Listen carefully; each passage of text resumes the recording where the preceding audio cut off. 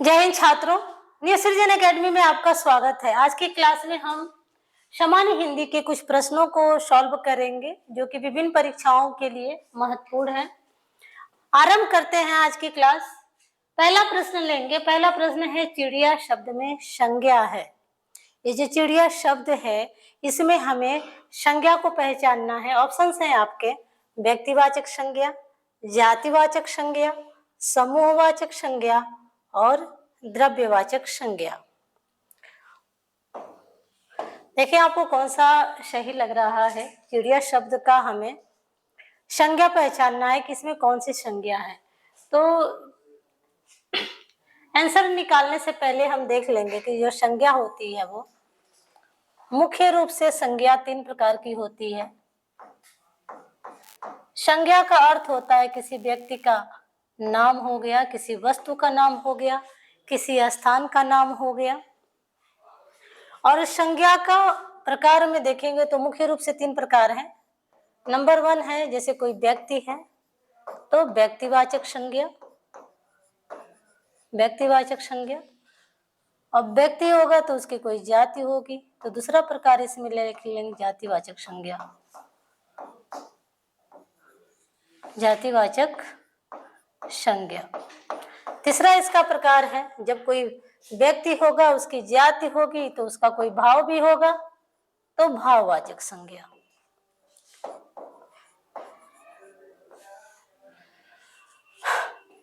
व्यक्तिवाचक, जातिवाचक और भाववाचक संज्ञा। संज्ञा के 3 प्रकार हुए, व्यक्तिवाचक, जातिवाचक और भाववाचक।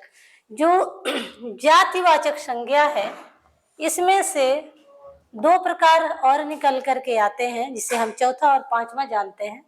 चौथा, अगर चौथे की बात करें तो चौथा हो जाता है आपका द्रव्यवाचक। द्रव्यवाचक में जो वस्तुएं होती हैं, जो धातुएं होती हैं, जैसे पानी हुआ, सोना, चांदी, हीरा, मोती, ये सारी जो धातुएं होती हैं वो आपके द्रव्यवाचक में आएंगी। और 5वां इसमें जो है समूहवाचक होगा। समूहवाचक में चाबी का गुच्छा हो गया, कोई टीम हो गई, कोई क्रिकेट टीम हो गई, कोई आर्मी समूह हो गया, तो ये सारे समूहवाचक में आते हैं। द्रव्यवाचक में कोई धातु है उसका नाम आता है। व्यक्ति में कोई व्यक्ति विशेष होता है, जैसे हिमालय पर्वत हुआ, वो भी व्यक्ति विशेष है, जैसे गंगा है। यानी कि अगर कोई विशेष नाम है तो आपका जो है वह व्यक्तिवाचक संज्ञा में आता है। और जातिवाचक में जैसे कोई अध्यापक है तो अध्यापक शब्द में सारे अध्यापक आ जाते हैं। कोई छात्र है तो उन छात्र में जो है सभी छात्र आ जाते हैं। कोई क्लास है या कोई मेज है या कुर्सी है, ये क्या हुआ, ये सारे जातिवाचक संज्ञा के उदाहरण हैं। भाव में देखेंगे तो जैसे भाव होता है, मनुष्य के अंदर क्या क्या भाव होता है, जवानी का भाव हुआ, बचपन का हुआ, बुढ़ापे का हुआ, हंसने का हुआ, रोने का हुआ, गाने का हुआ, तो ये सारी चीजें जो है भाववाचक में आ जाएंगे। अब इस हिसाब से देखें, जो चिड़िया शब्द है, अगर चिड़िया शब्द आ रहा है तो सारी समस्त चिड़ियों की बात हो रही है, तो ऑफकोर्स जो है ये जातिवाचक संज्ञा होगा। यानी कि ऑप्शन दूसरा वाला जो है सही हो जाएगा इस प्रश्न का आंसर। आगे हम देखेंगे, अगला प्रश्न है, ऊंचाई शब्द में संज्ञा है। ऑप्शंस हैं आपके, जातिवाचक संज्ञा, समूहवाचक संज्ञा, द्रव्यवाचक संज्ञा, भाववाचक संज्ञा। ऊंचाई तो ऊंचाई हुआ, निचाई हुई, ये सारी चीजें भाव में आएंगी, तो ऑप्शन इसका जो है भाववाचक संज्ञा सही हो जाएगा। आगे हम देखेंगे, अगला प्रश्न है, व्यक्तिवाचक संज्ञा का उदाहरण है। ऑप्शंस हैं आपके, शत्रुता, शत्रुता है एक भाव, शत्रुता, मित्रता, ये सारी चीजें भाव हैं, तो ये भाववाचक संज्ञा के अंदर। पानी जो है मैंने बताया, जो धातुएं हैं, जो द्रव्य है, वो सारे जो है किसमें जाएंगे, वो द्रव्यवाचक में चले जाएंगे। नदी, नदी क्या है, अब नदी अगर कहा जाए तो सारी नदियों की बात हो रही है, तो नदी जो है जातिवाचक संज्ञा हो गई। उदाहरण क्या पूछ रहा है, व्यक्तिवाचक, जो मोहन है किसी व्यक्ति विशेष का नाम है, इसलिए जो है जितने भी नाम है, राम है, मोहन है, सोहन है, कोई भी है, वो सारा जो है व्यक्तिवाचक। जैसे गंगा है, नदी है तो वो जाति में आ जाएगी, सारी नदियों की बात हो सकती है।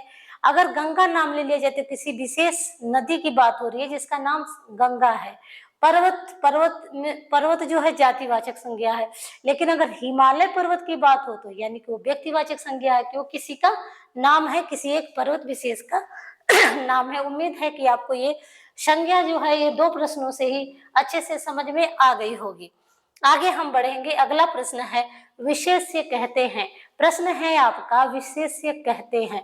विशेष्य मैंने बताया था कि विशेष्य किसे कहते हैं। अगर आपने विशेषण वाली क्लास नहीं देखी है तो जा करके डिस्क्रिप्शन बॉक्स में आपको लिंक मिल जाएगा विशेषण का, तो वहां जा करके आप पढ़ सकते हैं। वहां फिर आप देख लेंगे कि विशेष्य किसे कहते हैं, विशेषण किसे कहते हैं, प्रविशेषण किसे कहते हैं। और यहाँ पे भी थोड़ा सा हाईलाइट कर देती हूँ। संज्ञा व सर्वनाम की विशेषता बताने वाले शब्दों को, संज्ञा व सर्वनाम की विशेषता बताने वाले शब्दों को हम क्या कहते हैं?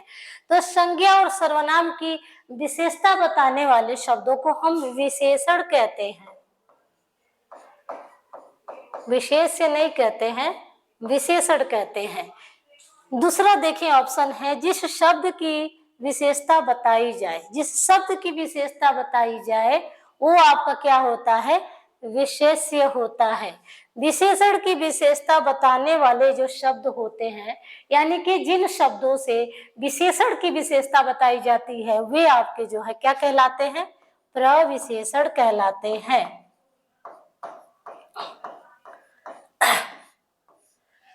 यहाँ पर हमने समझ लिया कि किसे विशेषण कहते हैं, किसे विशेष्य कहते हैं और किसे प्रविशेषण कहते हैं।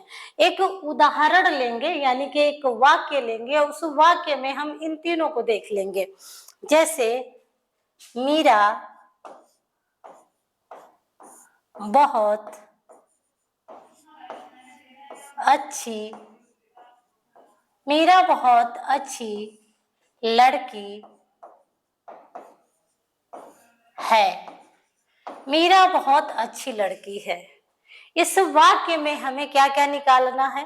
विशेष्य निकालना है, विशेषण निकालना है और प्रविशेषण निकालना है। तो यहाँ पेंसिल का जो है हम कलर चेंज कर लेंगे। देखेंगे जो मीरा है क्या है? मीरा संज्ञा है और जो लड़की है वो भी संज्ञा है। ये 2 शब्द है, ये व्यक्तिवाचक संज्ञा है और यह जो है जातिवाचक संज्ञा है। हर शब्दों को आपको देखते हुए समझते हुए चलना चाहिए अगर आप सामान्य हिंदी के ज्ञाता बनना चाहते हैं तो। अब जो अच्छा हुआ या अच्छी हुई, ये क्या हो गया? ये गुण हुआ। किसका गुण है? किसकी विशेषता है? लड़की की विशेषता है। लड़की कैसी है? लड़की बहुत अच्छी है। तो अब लड़की जब अच्छी है तो ये जो है विशेषता बताई जा रही है। अच्छी शब्द से हम विशेषता बता रहे हैं तो ये क्या हो गया? ये हो गया विशेषण हो गया। यहाँ विशेषण हो गया। विशेषता किसकी बताई जा रही है? अगर जिसकी विशेषता हम बता रहे हैं, यानी लड़की क्या हो गई? लड़की विशेष्य हो गई, लड़की विशेष्य हो गई। और जो ये बहुत शब्द है, बहुत शब्द क्या कर रहा है? बहुत शब्द जो है विशेषण की भी विशेषता बता रहा है। ध्यान देंगे, ये जो विशेषण है इसकी विशेषता कौन बता रहा है? बहुत शब्द बता रहा है। यानी कि विशेषण की भी विशेषता बहुत शब्द बता रहा है, इसलिए ये जो है क्या हो गया? ये हो गया प्रविशेषण। देखें यहाँ पर हमने क्या क्या निकाल लिया? हमने विशेष्य को भी देख लिया, हमने विशेषण को भी देख लिया और हमने प्रविशेषण को भी देख लिया। तीनों चीजें हमने देख ली। यहाँ पे हमने देख लिया, उसकी डिफिनीशन भी, परिभाषा भी आपको दिखाई दे दी। अब जो है यहाँ पर हमने समझ लीजिए, यहाँ पर हमने समझ लिया कि विशेषण किसे कहते हैं, प्रविशेषण किसे कहते हैं और विशेष्य किसे कहते हैं। अब आगे हम बढ़ेंगे, अगले प्रश्न को देखेंगे। अगला प्रश्न है लाखों लोगों ने इसे महसूस किया है। लाखों लोगों ने इसमें महसूस किया है, इसमें क्या पहचानना है आपको? विशेषण शब्द आपको पहचानना है। ऑप्शंस है आपके महसूस, लोगों, लाखों, इसे। यानी कि ये जो पूरा वाक्य है उसमें से 4 ऑप्शन आपके निकल गए, महसूस, लोगों, लाखों। तो इसे देखेंगे, लाखों लोगों ने, लोग थे, लोग क्या हो गए? यहाँ पे लोग जो हो गए विशेष्य हो गए और भी इनकी विशेषता क्या है कि ये लाखों की संख्या में थे, तो ये आपका क्या हो गया, ये आपका विशेषण हो गया। इस आधार पर आपका जो है ऑप्शन जो है तीसरा वाला सही हो जाएगा, लाखों लोगों ने इसे महसूस किया है। अगला प्रश्न देखेंगे। अगला प्रश्न है प्रयोग के आधार पर जो पांडु शब्द है यह क्या होगा। ऑप्शंस है आपके, केवल विशेषण होगा, केवल विशेष्य होगा, विशेष्य और विशेषण दोनों होगा, या फिर इनमें से कोई नहीं। आपको कौन सा ऑप्शन सही लग रहा है, केवल विशेषण, केवल विशेष्य, विशेष्य विशेषण दोनों, या फिर इनमें से कोई नहीं। तो देखें, जो पांडु शब्द है यह महाभारत का एक कैरेक्टर भी है और इसका जो अर्थ होता है पीला रंग होता है। तो जो पांडु शब्द एक पात्र है महाभारत का एक पात्र है। पांडवों के ये शायद पापा थे या पिता थे। तो यहाँ पे जो है लिख लेंगे कि महाभारत का एक, महाभारत लिख लेंगे यहाँ पे, महाभारत के एक पात्र का नाम, महाभारत के एक पात्र का नाम पांडु था। तो जब ये नाम है, किसी का नाम है, तो विशेष्य हो गया। और जब इसका अर्थ देखें तो इसका अर्थ होता है पीला। तो जब इसका अर्थ पीला होता है तो यह जो है विशेषण का कार्य करेगा फिर। तो इसलिए जो है ऑप्शन आपका तीसरा वाला सही हो जाएगा, विशेष्य भी है और विशेषण भी है। आगे हम बढ़ेंगे, एक और उदाहरण इसी तरह से ले लेंगे। जो बच्चे समीक्षा अधिकारी की परीक्षा में बैठेंगे तो उनके सामने जो है यह शब्द आएगा। जैसे एक शब्द और आता है सुंदर, एक सुंदर शब्द आता है, एक शब्द आता है मानस। इसी तरह से ये प्रश्न जो है आपसे पूछे जाते हैं। तो जो सुंदर शब्द है ये किसी लड़के का नाम भी हो सकता है, सुंदर नाम के लड़के भी होते हैं। और जो सुंदर शब्द है इसे खूबसूरती को भी हम बताते हैं। जो मानस शब्द है यह मन से बना हुआ शब्द है और ये जो भी विशेषण और विशेष्य दोनों की कैटेगरी में आता है। जो सुंदर शब्द है ये भी आता है, जो पांडु शब्द है, और तीनों शब्द जो है बार बार आपसे पूछे जाते हैं, तो ध्यान रखेंगे आप। अगले प्रश्न भी आएंगे। अगला प्रश्न है निम्नलिखित में से तद्भव शब्द हमें पहचानना है। ऑप्शंस हैं आपके अग्नि, पुष्प, शलाका, 14। कौन सा ऑप्शन सही है? अग्नि, पुष्प, शलाका, 14। अग्नि जो शब्द है ये क्या है? यह तत्सम है और इसका तद्भव क्या हो जाएगा? इसका तद्भव हो जाएगा आग। पुष्प जो शब्द है यह तत्सम शब्द है और इसका जो है तद्भव हो जाएगा फूल। शलाका शब्द है यह जो है एक तत्सम का शब्द है और इसका जो तद्भव शब्द होता है वह हो जाएगा सलाई। जो 14 शब्द है ये आपका तद्भव शब्द है। इसका अगर तत्सम की बात करें तो इसका तत्सम होता है चतुर्दश। चतुर्दश शब्द तत्सम होता है और 14 शब्द जो है तद्भव होता है। ऑप्शन चौथा सही हो जाएगा। 14 जो है इसमें आपका तद्भव शब्द है। अब देखेंगे, जो यहाँ पर समझ लेंगे कि जो संस्कृत के शब्द हैं, संस्कृत के वे शब्द जो ज्यों का त्यों संस्कृत भाषा में, हिंदी भाषा में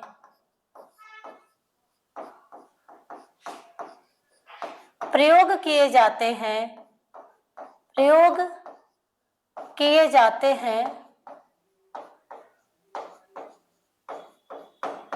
तत्सम शब्द कहलाते हैं। क्या कहलाते हैं?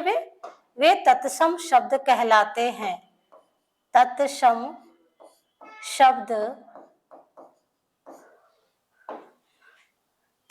शब्द कहलाते हैं। संस्कृत के वे शब्द जो ज्यों का त्यों हिंदी भाषा में प्रयोग किए जाते हैं वे तत्सम शब्द कहलाते हैं। अगर हम तद्भव की बात करें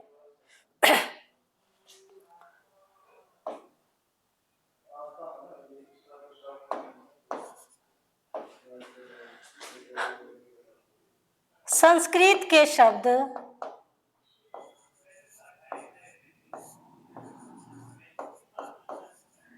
धीरे धीरे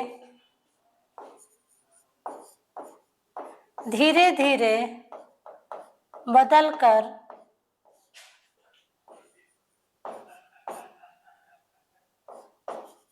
हिंदी का रूप ले लिए।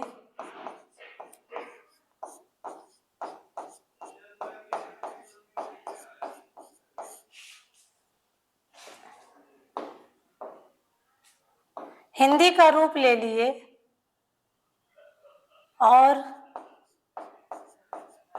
इन्हें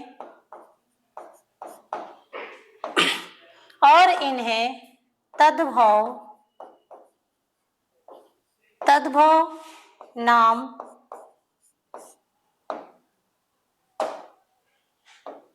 दिया गया। अब यहाँ पर हमने समझ लिया कि जो तत्सम शब्द है और जो तद्भव शब्द है दोनों में क्या फर्क है। जो शब्द संस्कृत के थे यानी जो संस्कृत के शब्द थे और ज्यों का त्यों हिंदी में आ गए, उठ करके अपने ही रूप में आकर के प्रयोग होने लगे, वे तत्सम शब्द कहलाते हैं। और जो धीरे धीरे बदलने में, जैसे एक शब्द हम लेंगे, जैसे शब्द है आपका हस्त मीन्स होता है हाथ। यह जो है कुछ दिनों के बाद जो है हथ बना, कुछ दिनों के बाद यही शब्द जो है हत्था कहा जाने लगा और फिर बदलते बदलते जब तद्भव का रूप लिया तो ये हाथ हो गया। इसी प्रोसेस से कुछ शब्द जो है बदले, जैसे अग्नि शब्द बदल करके आग हुई, हस्ती शब्द बदल करके हाथी हुई, वानर शब्द जो है धीरे धीरे बदल करके बंदर हुआ। तो इस चीज का ध्यान देंगे कि तत्सम शब्द कौन से हैं और तत्सम शब्द कौन से हैं। संस्कृत के जो शब्द हैं वे आपके तत्सम हैं और जो आपके जो है बदल गए हैं, जिन्होंने धीरे धीरे बदल करके रूप थोड़ा सा चेंज कर लिया है, हिंदी का रूप ले लिया है, वे आपके तद्भव है। तो यहाँ पर हमने इस प्रश्न के माध्यम से तत्सम को भी समझ लिया और तद्भव को भी समझ लिया। आगे हम बढ़ेंगे अगले प्रश्न की तरफ। अगला प्रश्न है भभूत का तत्सम शब्द आपको पहचानना है। भभूत को तत्सम के रूप में देखना है। भभूत आप जानते हैं, जो मंदिर में हम जाते हैं तो भभूत यहाँ पर हम लगाते हैं, कहते हैं कि भभूत लगाने से फायदा मिलता है, तो उस भभूत की बात होती है। यहाँ पे हम टीका भी लगाते हैं। तो यहाँ ऑप्शन है आपके विभूति, भभूति, भभूति, भवभूति। कौन सा ऑप्शन जो है सही है? विभूति सही है, भभूति सही है, भभूति सही है या भवभूति सही है? तो ऑप्शन आपका जो है पहला सही हो जाएगा, क्योंकि ये सारे जो है यहाँ पर ऑप्शंस तीनों गलत हैं। आगे हम बढ़ेंगे। अगला प्रश्न है पोखर का तत्सम रूप है। यहाँ पर जो पोखर शब्द है उसका हमें क्या पहचानना है? तत्सम रूप पहचानना है। तो पोखर किसे कहते हैं? ऑप्शंस देखेंगे पुष्कर, प्रखर, पोषक, पर्यंक। देखिए आपको कौन सा ऑप्शन सही लग रहा है। पोखर शब्द का क्या निकालना है? हमें तत्सम रूप निकालना है। तो पोखर शब्द का तत्सम रूप होता है पुष्कर। जो पर्यंक शब्द होता है यह जो है पलंग का तत्सम रूप है। पलंग तद्भव रूप है और पर्यंक जो है वह तत्सम रूप है। आगे हम बढ़ेंगे। अगला प्रश्न है ग्रंथि का तद्भव रूप हमें पहचानना है। ग्रंथि जो शब्द है इसका हमें तद्भव रूप पहचानना है। ऑप्शंस है आपके गांव, गांठ, ग्रंथ, पुस्तक। पहले तो देखें ये जो है मैंने यहाँ पे चंद्र बिंदु क्यों लगाई, तो यहाँ पे जो है चंद्र बिंदु ही होता है। जैसे ये शब्द शुद्धि में भी पूछा जाता है, जैसे माँ शब्द है इस पर जो है चंद्र बिंदु होता है। जो चांद शब्द है इस पर भी चंद्र बिंदु होता है। पांचवा जो शब्द होता है पांचवा, इसमें 2 चंद्र बिंदु आपके पांव और चापे होते हैं। वहां पे बांस एक शब्द आता है, जब हम उच्चारण करेंगे तो हमें समझ में आएगा। बांस जो शब्द है यहाँ पे भी जो है हमें चंद्र बिंदु ही लगाना है, ना कि अनुस्वार लगाना है। ध्यान देंगे, शब्द शुद्धि में पूछा जाता है। यहाँ पर जो है ग्रंथि का तद्भव रूप गांठ होगा। पुस्तक जो शब्द है ये अरबी भाषा का शब्द है, ये विदेशी शब्द है। कुछ शब्द थे, जैसे शब्दों को हमने देखा था कि शब्द स्रोत या फिर उत्पत्ति की बात करें तो उसके आधार पर हम शब्द भेद की बात करें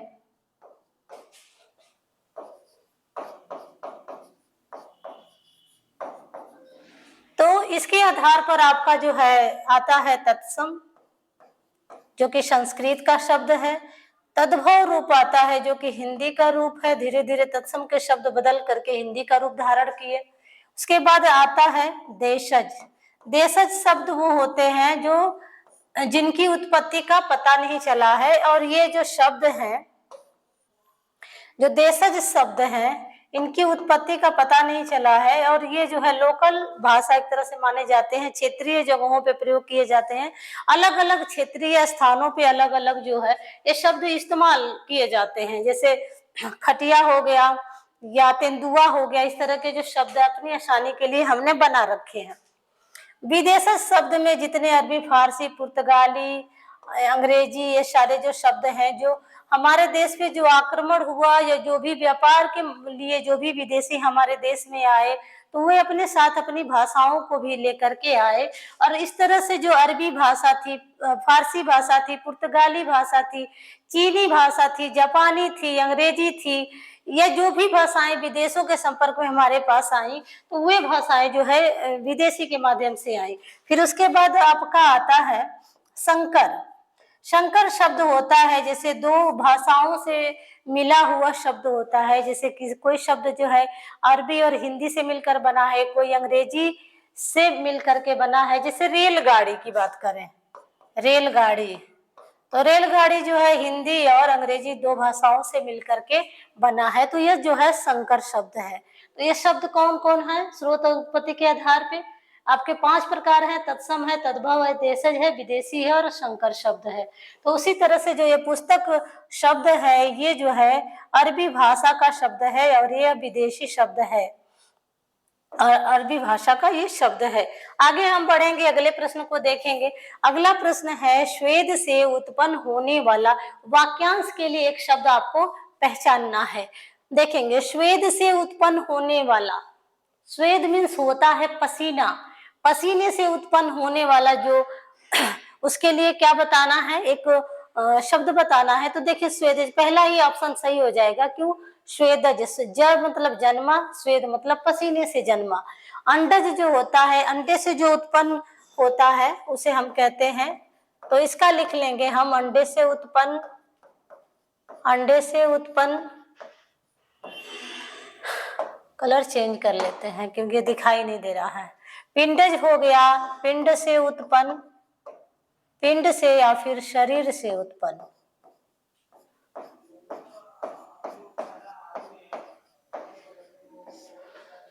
देखें आगे हम बढ़ेंगे, अभी कोई शब्द नहीं है। अगला ऑप्शन है, देखिए अगला प्रश्न है, जिसकी ग्रीवा सुंदर है। जिसकी ग्रीवा, ग्रीवा मीन्स होती है गर्दन, यानी कि जिसकी गर्दन सुंदर हो, उसके लिए एक शब्द बताना है। सुग्रीव, सुनील, सुधीर, पार्थिव। देखिए आपको कौन सा ऑप्शन सही लग रहा है? सुग्रीव, सुनील, सुधीर, पार्थिव। तो जो सुग्रीव होता है ना, ग्रीवा, ग्रीवा से जोड़ करके याद रखेंगे, ग्रीवा, ग्रीव, सुग्रीव जो है सुग्रीव उसके लिए शब्द होता है जिसकी गर्दन सुंदर हो। वाक्यांश दो तरीके से आपके सामने आएगा, या तो आएगा कि जिसकी गर्दन सुंदर हो, या फिर आएगा कि जिसकी ग्रीवा सुंदर हो। तो कंफ्यूज नहीं होना है। आगे हम देखेंगे, अगला प्रश्न है सरल का। यहाँ पे हमें विलोम शब्द पहचानना है।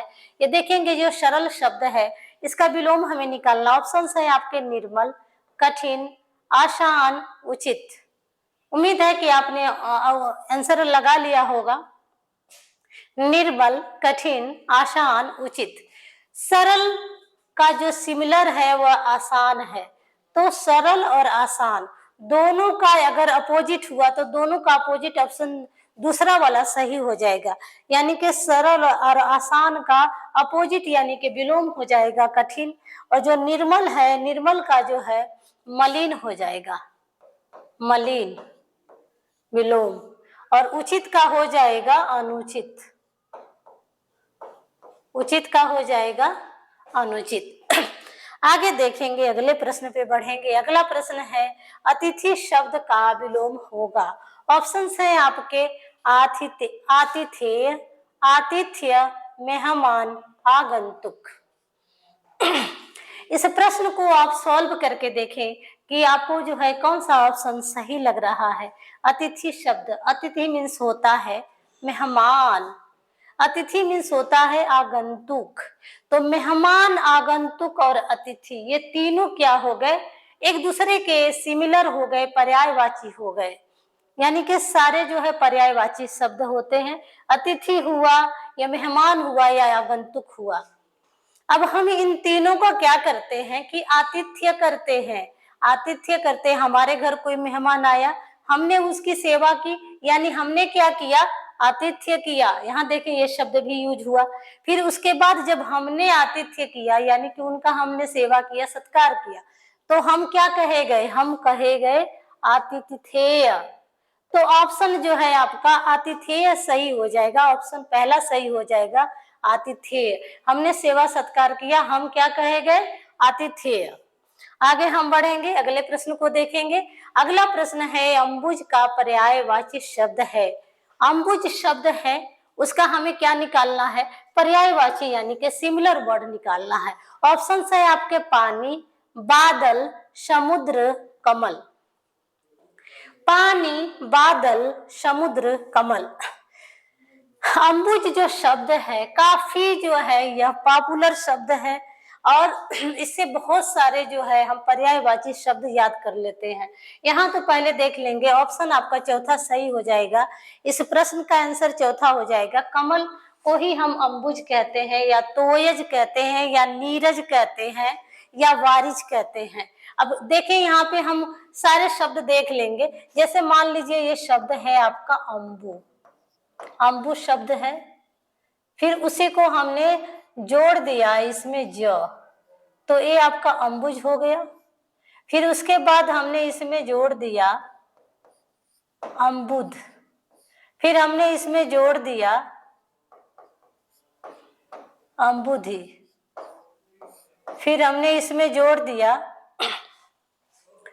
इसको हमने बना दिया अम्ब, फिर हमने इसको बना दिया अम्बा।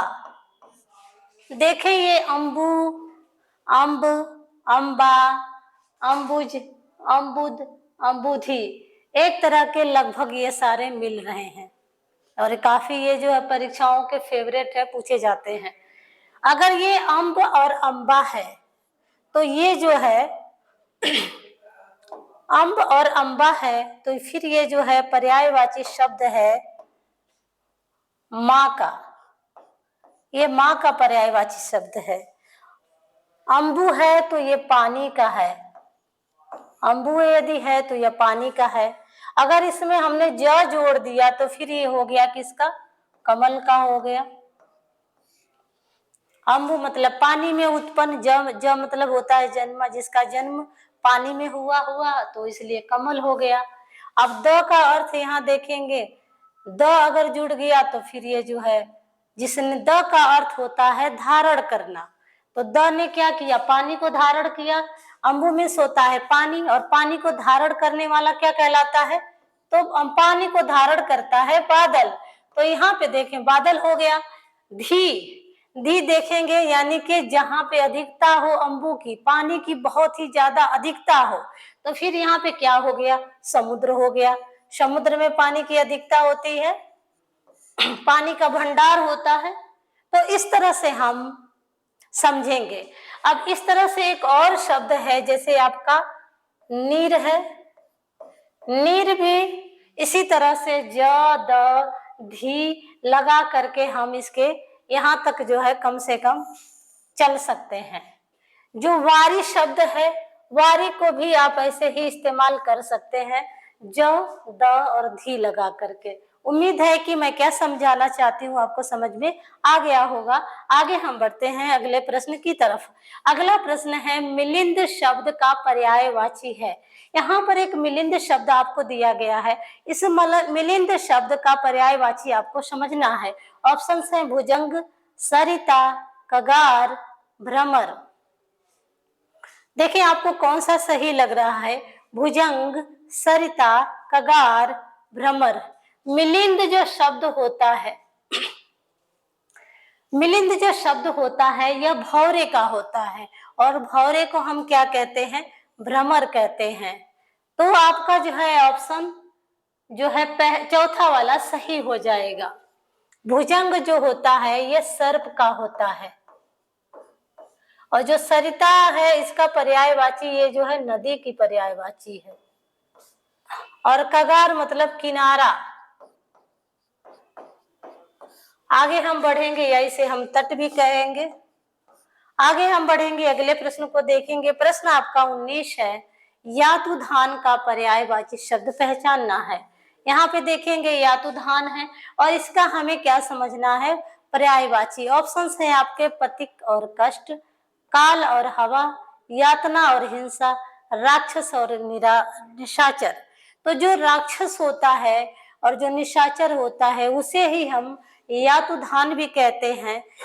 निशाचर को क्या कहते हैं, रजनीचर कहते हैं, दनुज कहते हैं, देवारी कहते हैं, असुर कहते हैं, दैत्य, दानव, रात्रिचर, पिशाच, प्रेत, कौड़प, निशिचर, पुण्यजन, शत्रुघ्न, कब्र्यादयात, रक्ष, छपाट, श्रद्धावल, किलाप, निरिचश, पलास, पलासी, भूत, नीलांबर, कलमशा, कटप्रु, अगिर, किलालय, नरघिष्मण, औघड़।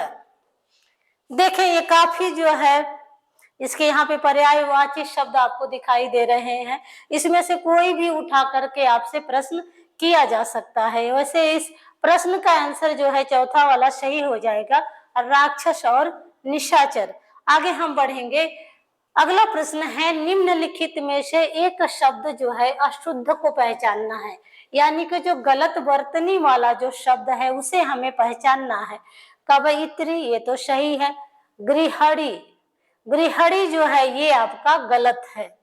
ऑप्शन जो है दूसरा वाला सही हो जाएगा, गृहणी नहीं होता है, ये आपका होता है गृहिणी। इसी तरह से एक और जो है शब्द होता है विरहिणी, इसे भी आपका जो है इसी तरह से विरहड़ी दे करके आपसे गलती करवाई जाती है। तो ध्यान देंगे, हिड़ी हिड़ी को ध्यान देंगे, दोनों में हिड़ी हिड़ी। ऑप्शन भागीरथी, गृहिणी ये सही अशुद्ध रूप है। आगे हम देखेंगे, अगला प्रश्न है, 25 रुपए दीजिए, विशेषण पहचानिए। 25 रुपए दीजिए, इसमें क्या पहचानना है, विशेषण को पहचानना है। ऑप्शन है आपके समुदायवाचक, निश्चित वाचक विशेषण, आवृत्तिवाचक विशेषण और क्रमवाचक विशेषण। मुझे लग रहा है कि यहाँ पे निश्चित संख्यावाचक होना चाहिए, निश्चित संख्यावाचक, निश्चित संख्यावाचक विशेषण, निश्चित संख्यावाचक विशेषण होना चाहिए या आपका, क्योंकि यहाँ पे संख्याएं बताई जा रही हैं और संख्याओं की जो है संख्या वो निश्चित बताई जा रही है। तो ये आपका आखिरी प्रश्न है। इसमें देखेंगे जो विशेषण होता है उसके थोड़े से प्रकार को हम समझ लेंगे। विशेषण 4 प्रकार का होता है, विशेषण को समझ लेंगे। विशेषण मैंने बताया था कि विशेषण किसे कहते हैं, प्रविशेषण किसे कहते हैं, विशेष्य किसे कहते हैं। विशेषण के जो पहला है आपका गुणवाचक है, गुणवाचक। दूसरा आपका है इसका संख्यावाचक, और आपका तीसरा है परिमाण, जिसमें माप तौल की बात की जाती है उसे हम परिमाणवाचक कहते हैं। और जो चौथा है जिसे हम सर्वनाम शब्दों को प्रयोग करते हैं विशेषण के रूप में, उन्हें हम सार्वनामिक कहते हैं। सार्वनामिक या फिर उन्हें हम जो है सांकेतिक विशेषण भी कहते हैं, यानी जिसे संकेत किया जाता है सर्वनाम शब्दों के द्वारा संकेत करके जब हम बताते हैं, इसलिए जो है हम उसे सांकेतिक या सार्वनामिक विशेषण कहते हैं। गुणवाचक में हम किसी का रूप, रंग, गुण, दुर्गंध, सुगंध सारी चीजें बताते हैं। जो संख्यावाचक है इसमें जो है निश्चित संख्याएं बताई जाती हैं पहले पार्ट में, जिस कोई भी संख्या है उसकी कितनी निश्चित संख्या है, और दूसरा जो है इसका पार्ट है जिसमें अनिश्चित संख्याएं होती है, संख्याओं का कुछ पता नहीं होता है। परिमाण का भी इसी तरह से निश्चित और अनिश्चित होती है। उसके बाद सर्वनामिक के भी 3-4 भेद होते हैं, तो वो फिर आगे जब उस तरह के प्रश्न आएंगे तो आपको बताया जाएगा। अगर ये पूरी तरह से आपको विशेषण पढ़ना है तो नीचे डिस्क्रिप्शन बॉक्स में आपको लिंक दे दिया जाएगा, आप ले लेंगे। और न्यू सृजन एकेडमी का आपको जो है चाहेंगे तो टेलीग्राम चैनल पे जाएंगे तो आपको ये जो है पीडीएफ भी आपको मिल सकता है। तो आज के लिए बस इतना ही। ये प्रश्न का जो है आखिरी प्रश्न था, इस हिसाब से जो है ऑप्शन दूसरा सही हो जाएगा, निश्चित संख्यावाचक विशेषण। मिलते हैं फिर नेक्स्ट क्लास में। जितना हो सके अपने मित्रों को शेयर कर दें और फिर जितना हो सके लाइक कर दें, सब्सक्राइब कर दें। Thank you students.